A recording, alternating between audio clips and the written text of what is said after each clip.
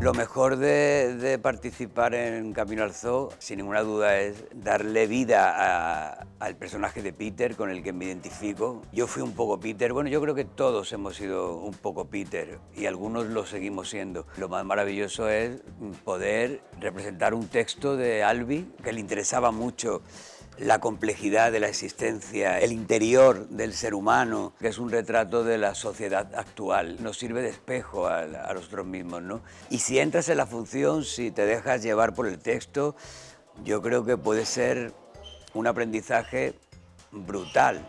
A mí lo que me incita a ser actor es el teatro. Llevo a Lorca tatuado aquí, leo sus obras y digo, quiero representar esto, quiero darle vida a esto, ¿no? Empiezas la función y es un fragmento de vida y es como un salto al vacío, ahí no hay red. Esta profesión nunca se deja de aprender y siempre el último trabajo que has hecho quieres que sea el mejor porque es señal de que vas avanzando.